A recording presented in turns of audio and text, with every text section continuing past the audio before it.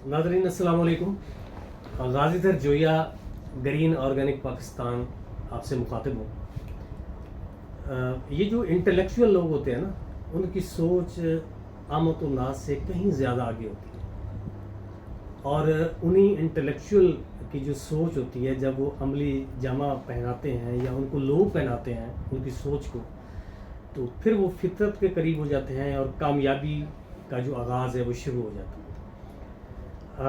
Doctor Masood Parvez साहब किसी तारीफ़ के मोहताज नहीं, इंटेलेक्चुअल हैं और इंसानों की खिदमत का इन्होंने एक जो बेड़ा उठाया है, और बैक टू द नेचर जो इनकी कोशिशें हैं वो अब रंग ला रही हैं। मेरा आज इनसे एक बड़ा अजीब सा सवाल है, आपके लिए भी अजीब होगा, और मैं डॉक्टर साहब से गुजारिश करूंगा कि आप हमें ये बताएं कि ये जो दरख्त होते हैं इनमें एक पतझड़ का मौसम आता है, ये इनके पत्ते क्यों गिरते हैं, ये क्यों ज़रूरी है, इनकी पतझड़ क्यों ज़रूरी है? डॉक्टर साहब इस बारे में आप ज़रा अज़हार ख्याल कीजिए, रोशनी डालें। जोया साहब, बात ये है कि हर जानदार, हर पौधा, हर इंसान की ये कुछ अरसे के बाद या तो स्किन चेंज हो जाती है, बाल गिर के दोबारा आते हैं, और इस तरीके से एक प्रोसेस चलता है। पौधों में ये प्रोसेस पत्ते झड़ने और दोबारा उगने का नाम है।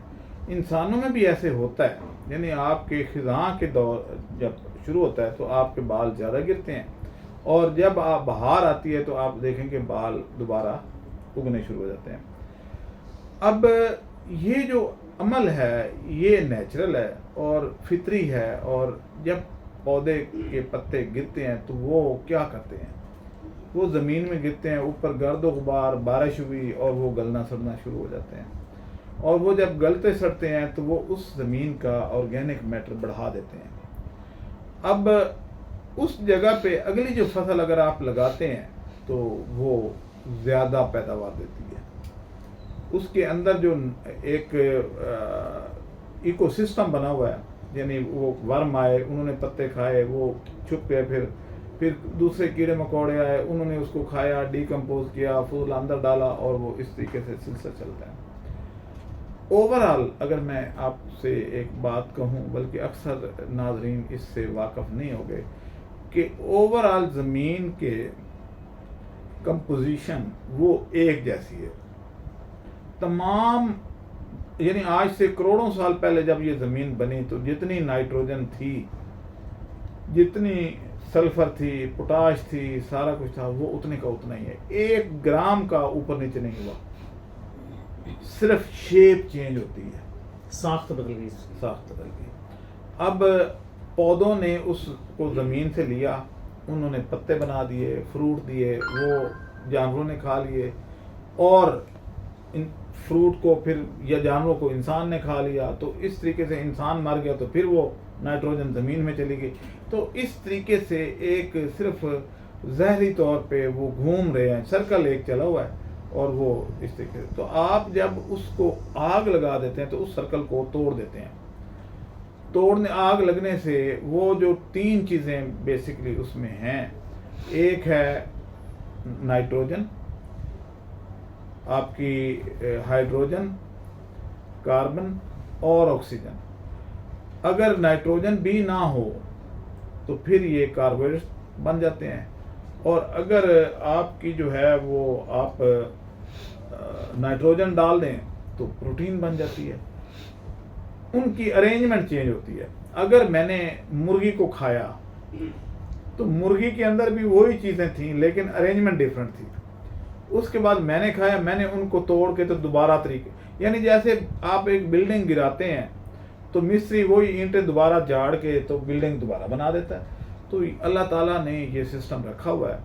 22 अमाइनो एसिड्स हैं, वही प्रोटीन बनाते हैं, और उनमें अमाइनो एसिड की सिर्फ अरेंजमेंट चेंज होती है।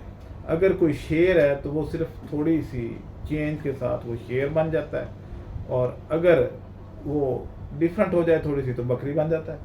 तो इसी तरीके से, लेकिन कंपोजिशन एक है। इसलिए ये जो सर्कल है ये नहीं टूटना चाहिए जो कुदरत ने बनाया हुआ है। जब भी आप कुदरत के बनाए हुए सर्कल को तोड़ देंगे اپنی سوجھ بوجھ اس میں ڈال دیں گے تو پرابلم ہی آئے گی.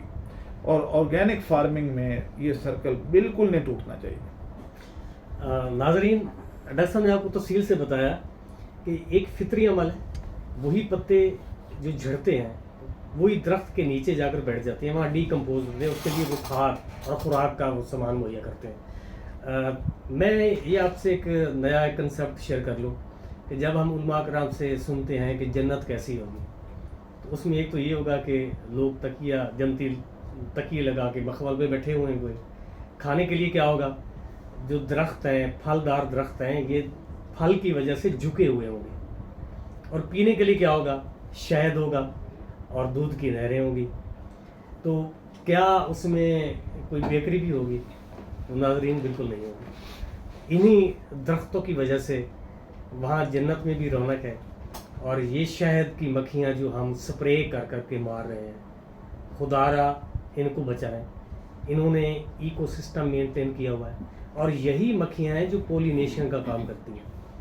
اور آپ کو ایک نئی بات بتاتا ہوں کہ کبھی کسی حشرات نے، یہ جو چھوٹے چھوٹے، انہوں نے کبھی شہد کی مکھی کو بھی کھایا ہے؟ وہ نہیں کھاتے. انہیں بھی پتہ ہے کہ یہ جو شہد کی مکھیاں ہیں انہوں نے ایکو سسٹم کو مینٹین کرنا ہے اور انسانوں کے لیے انہوں نے شہد تیار کرنا ہے. تو وہ حیا کرتی ہیں شہد کی مکھیوں کا. اور ایک ہم ہیں، بنی نوع انسان ہیں، کہ ہم نے ان مکھیوں کو بھی مار دیا ہے جو ہمارے لیے خوراک اور شہد تیار کرتی تھی. اور جنت میں بھی یہی شہد ملے گا، یہی دودھ ملے گا، یہی پھل ملیں گے جو ڈاکٹر صاحب کبھی آپ کو یہ ڈی ہائیڈریٹ کر کے پیش کر رہے ہیں، کبھی آرگینک کھاد بنا کر ان کی مینٹیننس اور ان کی فصل کو بڑھانے کے لیے اور ان کی پیداوار کو بڑھانے کے لیے آپ کو پیش کر رہے ہیں. تو ہمیں غور کرنا چاہیے. ڈاکٹر صاحب کے تجربات سے آپ فائدہ اٹھائیں. بہت شکریہ. Thank you.